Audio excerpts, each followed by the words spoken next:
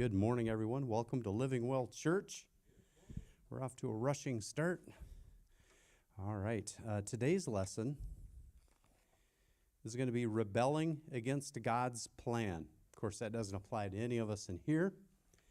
Rebelling against God's plan.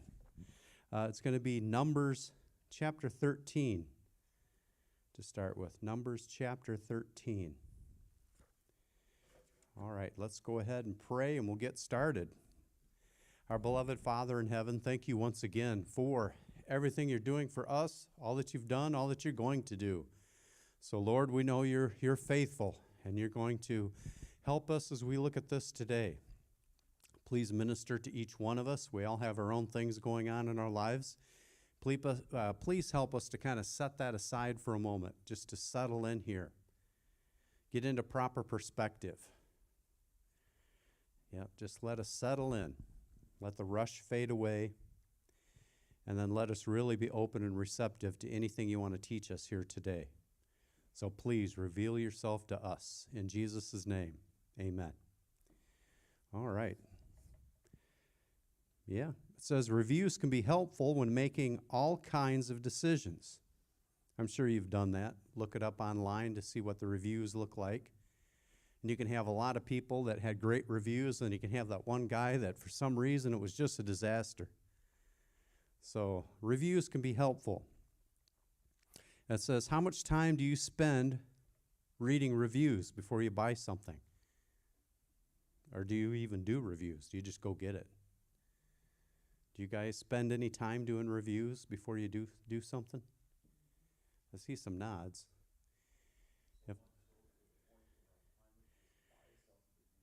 So much that he just finally gets tired of reviewing and he just buys something to be done with it. I know my poor bride gets tired of me. If I'm looking at tires, I'll look at them for 3 months. Finally, she says what he just said. Just buy a set already, because she trusts that I'm going to make a good decision because I was so nitpicky about it and reviewed for so long that whatever decision I'm going to make likely isn't a horrible one. So she's like, I just trust you. Go get them. You've been looking at them for 8, 12 weeks. Go get the darn things. I'm tired of hearing you talk about it. Well, this one does this in the snow, but this one does this. So, yeah, educated decisions. It says, in our passage today, the people of Israel were given very mixed reviews from 12 of their leaders about whether or not they should enter the promised land. Yes, as the decision they made based on what they heard would impact them drastically for decades of time, for decades to come. So our first reading is Numbers chapter 13, verses 1 through 3. The Lord said to Moses, send some men to explore the land of Canaan, which I am giving to the Israelites. For each ancestral tribe, send one of its leaders. So all at the Lord's command, Moses sent them out from the desert of Paran. All of them were leaders of the Israelites. Thank you. Now, a leader from each tribe was chosen, or someone to represent each tribe, and sent into the wilderness for 40 days to explore the land they had been anticipating entering. It says, why do you think God sent the leaders into Canaan instead of just telling them more details about it himself? Isn't that an interesting question? Why do you think God allowed this? Didn't say anything against it? Why do you think he sent them, in a sense, into Canaan to check it out instead of just saying what it was like himself more about it? He had given them a description already, a land flowing with milk and honey. Yep, you'll live in places you didn't even have to build, enjoy things you didn't even have to plant. He described it already. They had to see it for themselves. Yeah, you've heard the phrase, I won't believe it unless I see it. So that was probably there. Isn't that interesting? He sent them in. They also had to come back and convince their tribes to do it as well. So they're all going to be looking at this guy as like, hey, what do you think? Yeah, yep, that's important too. As our sister said it, in a sense, I'm not going to believe it till I see it. And then, as you said, a physical person is coming back having laid physical eyes on it. So these, in a sense, these people, instead of just trusting God and just go on in, wanted to hear from these people. Tell us what it's like. You know, I've heard it said that in order to be a good leader, you must be a good follower. Mm-hmm. And so maybe that was a lesson for them or a test for them, because these were the people that were going to be leading the others into that area. So they had to be willing to follow God's instructions, to actually do something, and before they would be able to lead the other people into that land. It was definitely part of a test, I believe, just to reveal to them even. The Lord knows you better than you know yourself. As when Satan, he said, do I? Poor guy. As he told Satan, look at my servant Job. He is upright. And remember, Satan said, well, that's because you've been looking out for him. Let me at him. Take some of that stuff. And he'll curse you for sure. And the Lord said, no, he won't. He knew Job. He knows these Israelites. So in a sense, this is a test. It's going to reveal to them too their strength of faith or their lack of faith. Yeah, there's a lot in play here. It says, knowing this was the Lord's command, how might those back at camp have felt as they awaited the explorer's return?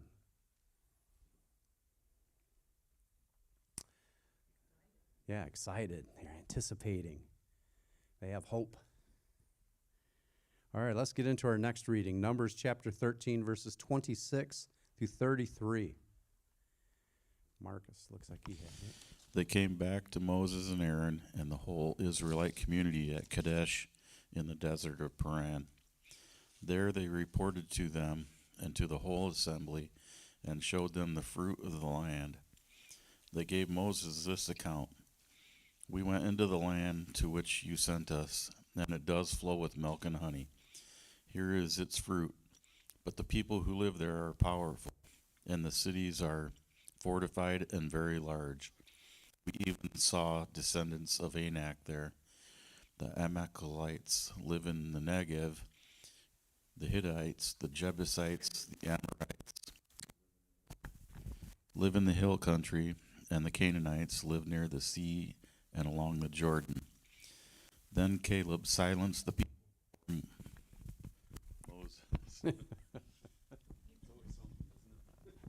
out, in.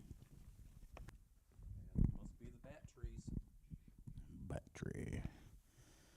Then Caleb silenced the people before Moses and said, we should go up and take possession of the land, for we can certainly do it. But the men who had gone up with him said, we can't attack those people. They are stronger than we are. And they spread among the Israelites a bad report about the land they had explored. They said, the land we explored devours those living in it. All the people we saw there are of great size. We saw the Nephilim there, the descendants of Anak come from the Nephilim. We seemed like grasshoppers in our own eyes, and we looked the same to them. All right. Thank you. I knew we could persevere. So they saw mighty people, what appeared to be mighty people. They looked like grasshoppers compared to them. They were giant people walking around. And they were sore afraid. Yes. And they spoke against going in there. Even when Caleb spoke up and said, we can do this. God's with us. Let's go. And they said, we can't do that. They even checked that. Isn't it exciting when Well, just for an example, I've started a class. It's a 52-week class, and they condense it down to 18 weeks. So it's very intense. All of the classes are intense, but it's very intense. And they're just a horde, a multitude of ministry skills to go through. And I remember I was overwhelmed. I was actually fearful of it because it was just so overwhelming when I saw it. And I needed a mentor, a pastor, someone to mentor me through this. That's part of the assignment also. So I approached our beloved pastor, John Trotter, and I told him, I need a mentor. Would you be willing? And he immediately said, here am I. I'll do it.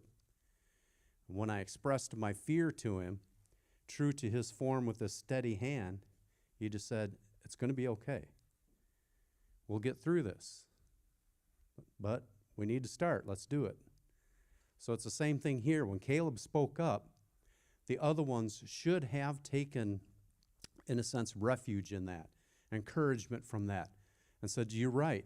These are nothing but men. Yes, they're large, but we serve a mighty God, do we not?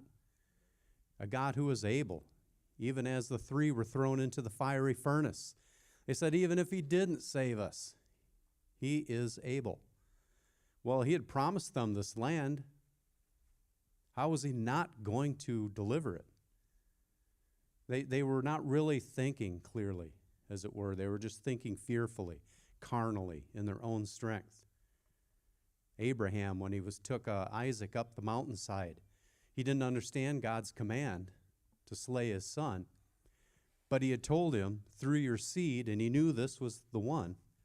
He had obviously failed miserably before, having a child with another lady, and God said, that's not the one. That's not the one. The blessing's coming through this one. So he knew this was the son, but yet he told him to go up and kill him. Remember that story?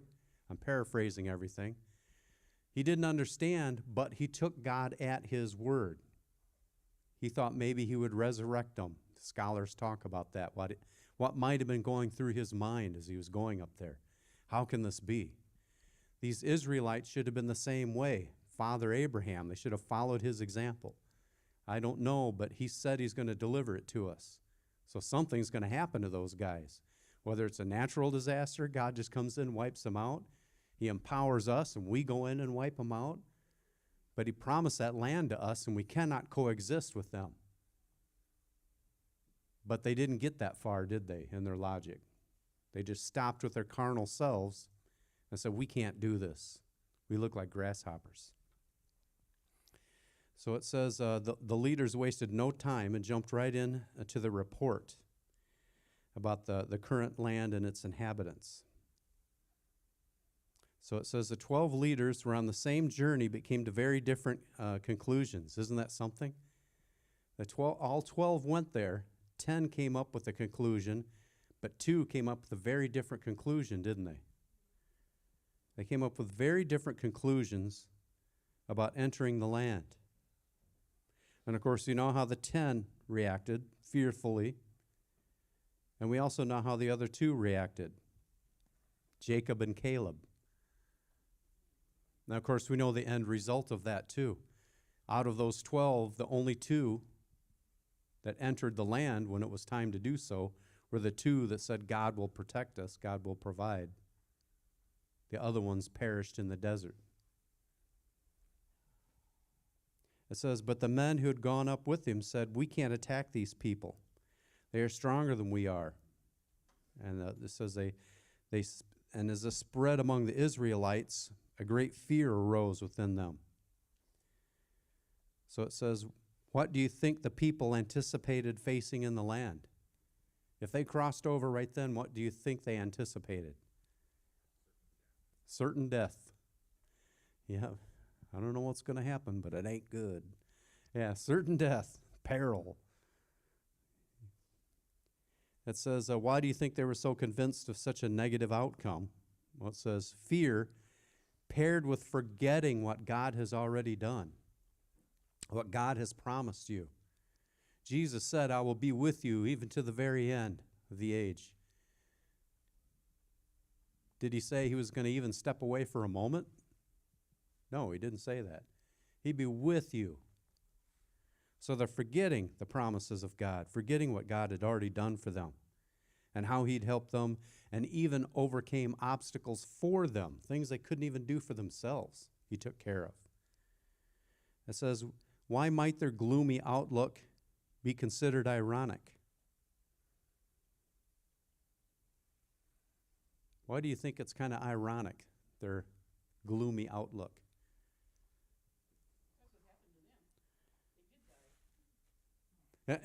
Exactly, they did end up perishing, and they weren't able to take the land, just as they. And so that's an important point too. I was going to get to it. Is when you stay with God, that is a predictor of your life, of your outcomes. If you go against God, that is a predictor of your life and your outcome. You can predict your own life, how it's going to go. If it's going to be prosperous, and by that I don't mean everybody's getting rich, although that'd be nice for living well, wouldn't it? But prosperous in whatever fashion and form that looks like, or a disaster, whatever fashion or form that looks like. You can predict your own future by choosing to side with the Lord or choosing not to. I know we have the song, Jesus Take the Wheel, and he does, but you can yank on that wheel too and do a hard right or a hard left. Yeah, it says everything they are convinced will happen based on assumptions ends up happening to them. Now our next reading is Numbers chapter 14, verses 1 through 3. If I have there she is. That night, all the members of the community raised their voices and wept aloud. All the Israelites grumbled against Moses and Aaron, and the whole community said to them, "If only we had died in Egypt or in the wilderness. Why is the Lord bringing us to this land only to let us fall by the sword? Our wives and children will be taken as plunder. Wouldn't it be better for us to go back to Egypt?" And of course, the entire community became fearful of the obstacles and the people they would face in Canaan. And of course, they responded by yelling and weeping and railing against Moses and Aaron. Isn't that something? I remember working in a nursing home in Amboy, and there were two men in there, and I knew of both of them. I'd actually worked alongside both of them. One was a Christian who had actually mentored me early in my walk. We would spend hours each night while the press was running and working, and I asked questions, spiritual questions and theological questions. And we'd spend hours talking about it. He was very patient. And if you didn't know the answer, he was very honest too. He wasn't trying to look like a know-it-all. He'd say, Bill, that's a really good question. He said, I can't guarantee you I can have the answer tomorrow, but he said, I'm going to try. So he would go to his pastor and go to people. He would look. And of course, this is before the internet was even a real big thing. And he would come back and we would talk. That man had a stroke and was pretty much non-functional. That really took him out. And he was non-expressive, an expressive aphasia. He couldn't talk, couldn't do anything. He couldn't control himself good enough to write, so he's kind of like locked up inside of himself. But he could sing Amazing Grace and worship songs clear as a bell. They said it even improved his voice. That guy could sing clear as a bell, Amazing Grace. So that's what he would do. He would lay in his room, non-functioning, but praise the Lord. And they're singing about God and his greatness and what he's done for him. And when he passed, everybody felt so good. And he was, the whole time, he appeared to even be joyful. It affected him. You could see it permeating, exuding from him. Now, I knew another man worked with him at the same place. Very much the opposite. He was more functional than our friend, but he had incapacitated himself due to weight gain over a long term and had broken his body down. He was not a Christian at all. And no one even liked going near his room because he was so abusive, so foul with language and the way he treated them. And he would lay in there by himself railing against God. Railing. Yeah, I'm not going to repeat a thing he said. Railing against the Lord, railing. Two different ways, the hard right or the hard left. The Israelites chose the wrong direction. It says the entire community became fearful of the obstacles that they would face in Canaan and responded by yelling and weeping and railing against Moses and Aaron. They even went so far as to say that returning to Egypt to die would be even better. Just insanity. It says, considering the conditions the Israelites faced over their 400 years in Egypt, how could they even think that returning to those conditions would be best to them? Isn't that another definition of insanity? I know we have one, but... Yep. It says, in what ways are we tempted to react in similar ways when facing difficult circumstances? How are we, even today, sometimes tempted to react in the same way when we're faced with a difficult circumstance? Any thoughts on that? Now, it doesn't say you do it. It says tempted. Yeah. In what ways can we be tempted to react in a similar way as those Israelites when we're facing a difficult circumstance? Yeah, hang around with people like that, you'll think like them. You'll become one. It kind of reminds me of the frog in the pot of water Yep. syndrome thing. Yep. That Deal. boiled frog syndrome. Yeah. Yeah, where you turn the water on and the water gets hotter, the frog ends up dying but it reminds me of that because sometimes even when we're in a bad situation, we're in a place where we have a sense of comfort because we know what we're up against. We know we're comfortable where we're at. And to move, we have to move into an area where we're not sure of. That's what I was thinking. Mm-hmm. Yeah, that can apply too.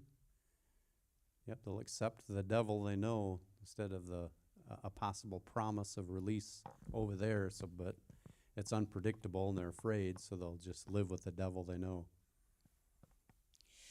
You can be tempted to do the comparison thing. Looking back, I think, and we hear that from people a lot, it used to be this, and even in a circumstance maybe that's not the most desirable, you think, well, that was, we were better off to be, here or there or whatever. Mm-hmm. But if you really trust God, put your trust in Him and know that His thoughts toward you are good, then whatever circumstance you're in, you're like, I'm okay because God's here with me, and where I am is where He desires for me to be at this moment, and you can experience peace, Mm-hmm. even when you're fearful or whatever. All of us experience fear. Mm-hmm. Fear is not sinful, but it shouldn't paralyze us, shouldn't devastate us. We should still be able to move forward even though we're fearful. Mm-hmm. Absolutely. And we do that. We pine for the past. I remember talking to a young blind man. He was about 21. And he said ever since he was a kid, he used to counsel adults who've gone blind. And I said, how could you, at 8 years old, counsel an adult? And he said, quite plainly, he said, the major problem with an adult is when they go blind, they are just sick and so upset because they used to be able to see for so long that they pine for that. And it just wrecks their future. They can't get beyond it. I used to be able to see and now I can't. And he said, I help them. They see a kid. He said, of course, he's 21 now, but he said they would see a kid happy. And when I say see, they'd be aware of a kid happy.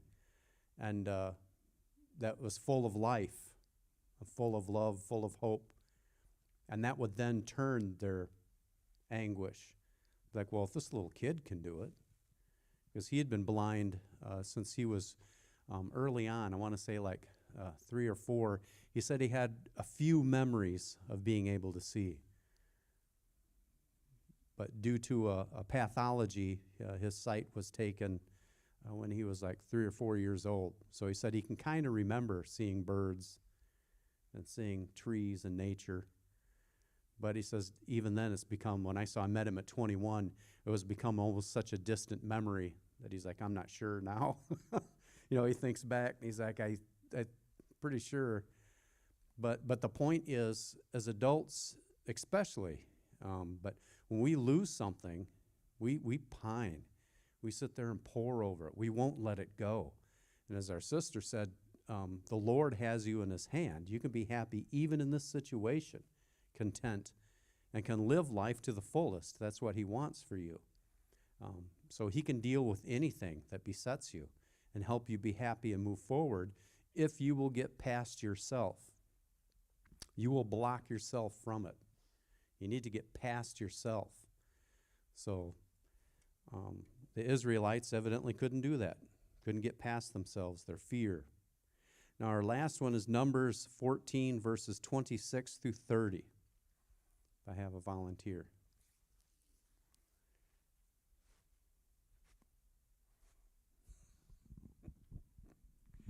I see Mark reaching. The Lord, excuse me. The Lord said to Moses and Aaron, "How long will this wicked community grumble against me? I have heard the complaints of these grumbling Israelites.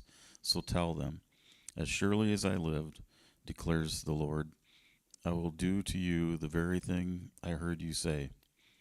In this wilderness your bodies will fall, every one of you 20 years old or more, who has counted in the census and who has grumbled against me. Not one of you will enter the land I swore with uplifted hand to make your home, except Caleb, son of Jephunneh, and Joshua, the son of Nun." Thank you. And of course, God even provided in his decision here. You've heard the story of how they wandered. They were led. They just didn't wander aimlessly, but they were led by the Lord through the desert for the 40 years till that nation perished, the people that were counted against him.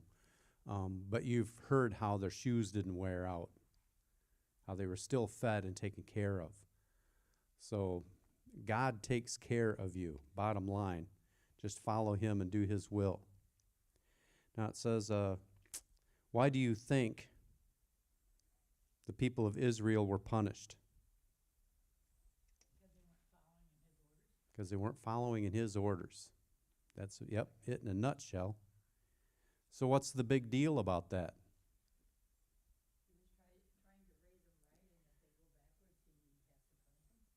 Yeah, trying to raise them right, and if they go backwards, he has to punish them. Say they get across there, they go into the land. They do somehow, even though they're scaredy cats, somehow God just defeats the Amalekites for him. Say he causes a big volcano somewhere to emerge and erupt and buries them all, and they take the land. What's the big deal with them? They actually, the fallacy in their thinking was a lack of trust. And by not trusting in God, they actually characterized him in a way that was not who he is at all. He is a good God. He had proven himself to be that to them. And yet, the leaders that he had given to them, they rebelled against, and they just simply did not trust God. They just did not. Yeah, bottom line, they didn't. So what's the big deal with that distrust? Why not let them into the land? Are the people in the land already godly people? He would just be replacing them with more people that didn't trust him, didn't follow him. That was what the big deal was.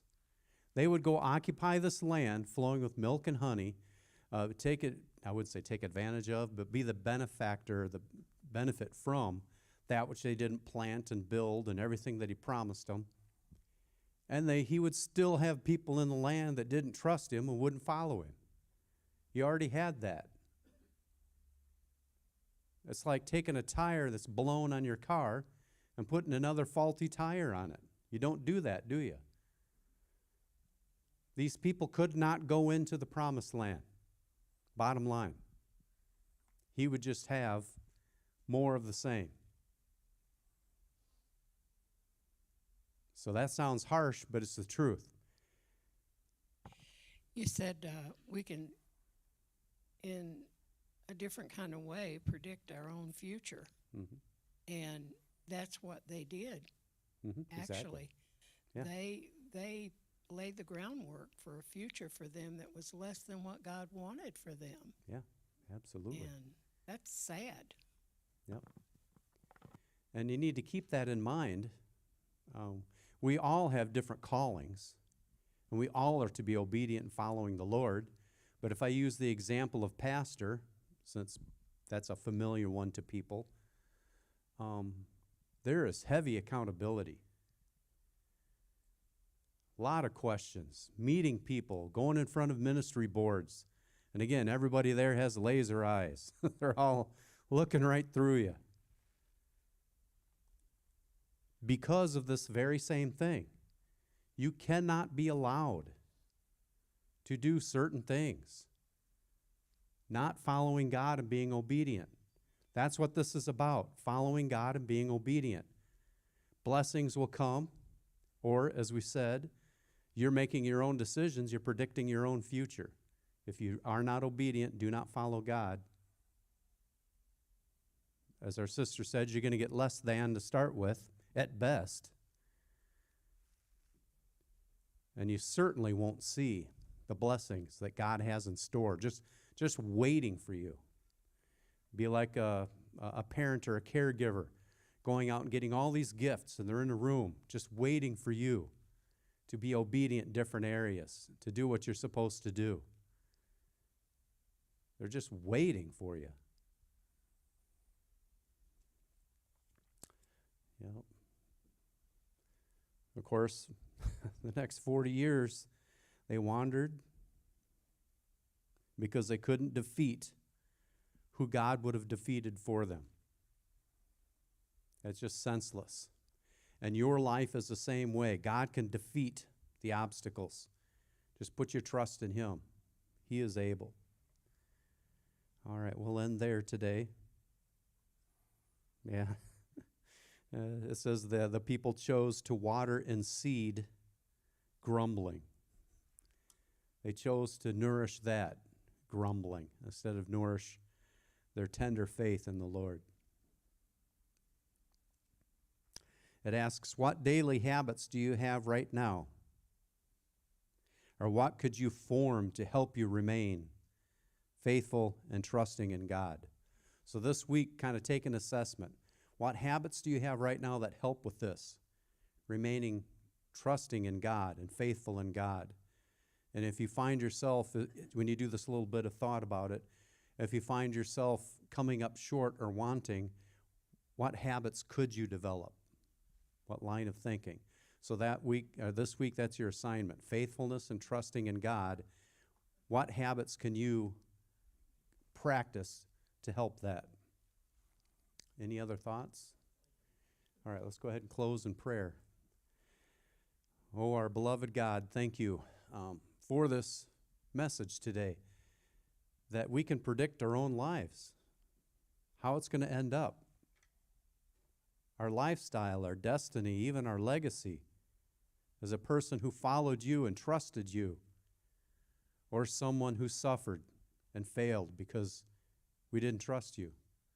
So, Lord, help us as we go about this week, even, dare I say, the rest of our lives, but help us as we go about this week to show that trust and faithfulness. That even if something is big, we know you are able, you are bigger. And we know you have our best interest in mind. And we know that you will never leave us nor forsake us. Help us to remember that, who we are, God. We are your children. And you are the good, good Father and you will see us through to the end.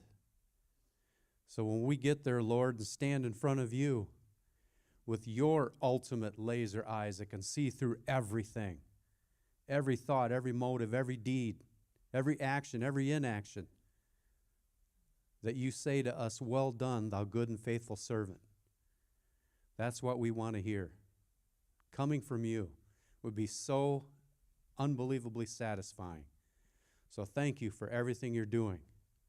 And as we continue, God, please bless your servant John Trotter as he gives a message today. Once again, help the people come in and just feel you, Holy Spirit, so that just the few minutes they spend in here will make a huge difference out there this week and in the rest of their lives. And of course, we do ask and pray and say all these things, dear God, in your only begotten Son's name. In Jesus' name, amen. All right. Corporate worship at 10. Thank you for joining us at Living Well.